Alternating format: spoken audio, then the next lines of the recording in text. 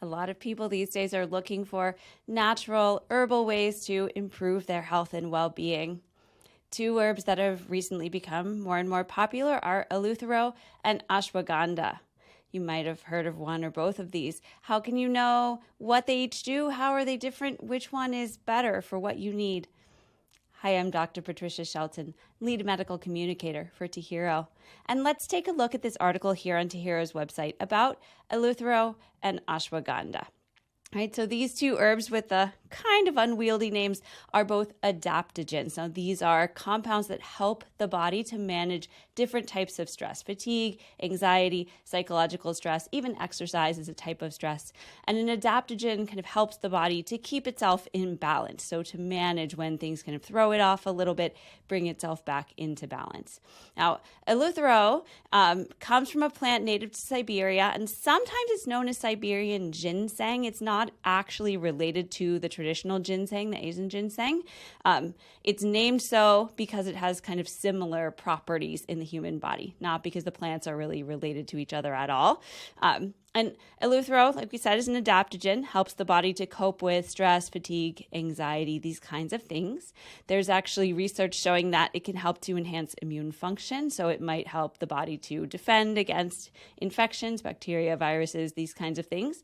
Some interesting research showing that Eleuthero can help improve endurance, physical endurance. So this could be useful for people who want to do athletic competitions, but also for those who maybe just want to be able to go on a longer hike, play basketball or tennis with their friends or kids for longer, these kinds of things.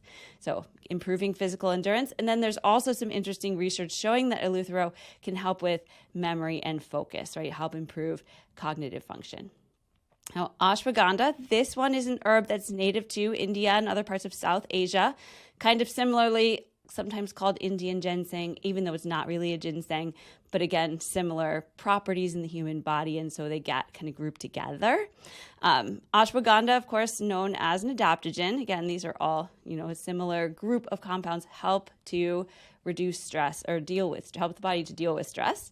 But ashwagandha, this is really interesting research.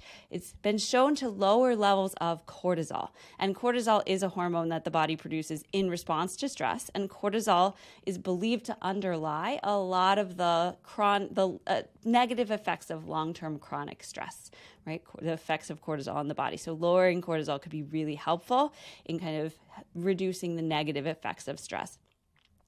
Some research showing that ashwagandha can improve sleep, help with anxiety, even help with mood regulation. There's some research showing that ashwagandha is helpful for people with depression. Now, we would never suggest that a person with a mental health condition that's severe enough to interfere with their lives would grab supplements over the counter and try to deal with this on their own, right? If you're experiencing a mental health condition that's really a problem for you, like it's interfering with your ability to live your life, please talk to a mental health professional about this instead of trying to manage it on your own.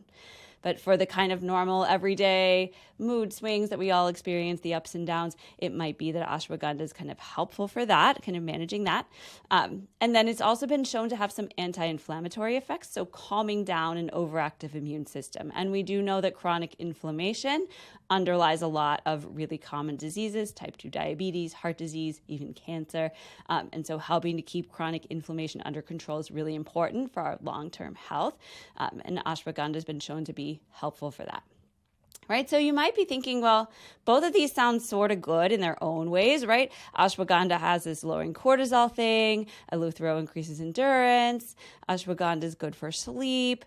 Eleuthero is helpful for boosting the immune system. Ashwagandha helps to calm down the immune system. They both sound kind of useful. And it could be that you're looking for one of those particular effects, and so you select one that maybe has a little more research in that direction, or you can actually choose to combine them. So currently, we don't know of any known negative effects of taking both of them together. It's even possible that they're going to be synergistic because, for example, Eleuthero can boost the immune system while ashwagandha can help ensure it doesn't become overly active. So they could actually kind of work together in order to help the body maintain balance and deal with stress. So you could choose to take them both together. As always, Always talk with your doctor before you choose to add any new supplements. Supplements can interact with each other or with pharmaceuticals that you're taking, and so you just want to make sure it's going to be safe to add whatever it is that you're thinking about.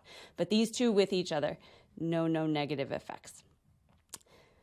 So, as always, if you have any questions, please feel free to email us. It's knowledge@tahiro.com. And as always, we're wishing you great brain health.